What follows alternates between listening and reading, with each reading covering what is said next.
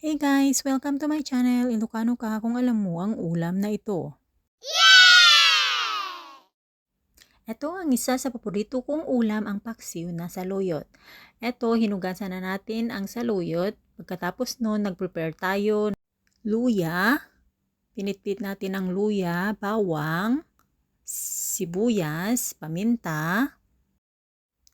Pagkatapos, lagyan natin ng kaldero ng tubig niya. Depende sa inyo kung gusto nyo ng matubig o kaya kukunti lang. Pero gusto ko guys na medyo masabaw yung paksiw ko para may lalagay ako mamaya sa kanin ko. So ngayon, isasalang na natin ang kaldero.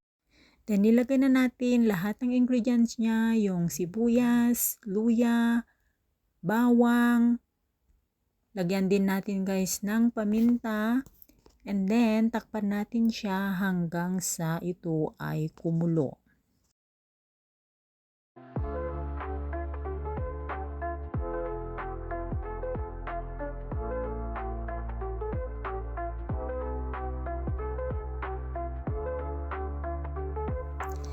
Pagkatapos niyang kumulo guys, ilagay na rin natin ang bagoong.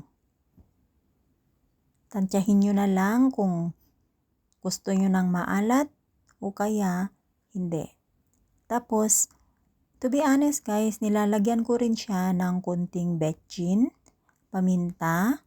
Pero nasa sa inyo guys kung ayaw nyong lagyan ng betchin, pero ako naglalagay ako pero konting-konti lang siya guys. Pagkatapos may ilagay ang bagoong, saka naman natin siya takpan ulit at antayin ulit na kumulo. And then pagkakulo guys, ilagay na natin ang ating saluyot.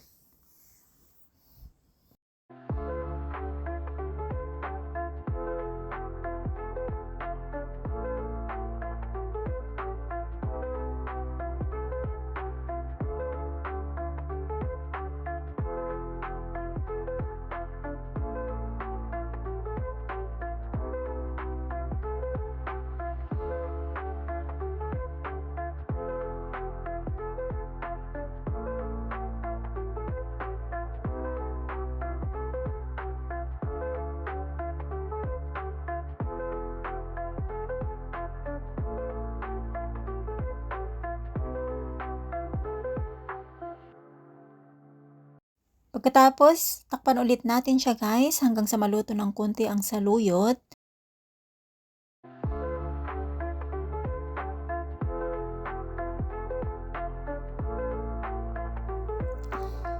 Pagkatapos, tikman nyo guys kung okay na yung lasa, kung matabang o kaya maalat. Kung matabang, lagyan nyo ng patis o kaya asin. Pero sa akin, okay na yung lasa kaya inilagay ko na yung suka. Pagkatapos nun, huwag nyong hahaluin guys, pagkalalagay nyo lang yung suka, takpan mo nyo muna. Nang sa ganun, maluto muna yung suka. And then, haluin na natin, pwede nang haluin. Pagkatapos, tikman ulit natin kung okay na yung lasa sa atin. Ako guys, gusto ko yung medyo masabaw na paksiw kasi minsan, gustong-gusto ko yung sabaw niya na nilalagay ko sa aking rice. Ngayon, okay na siya guys. So, ayan, pwede na tayong kumain. Happy eating, guys!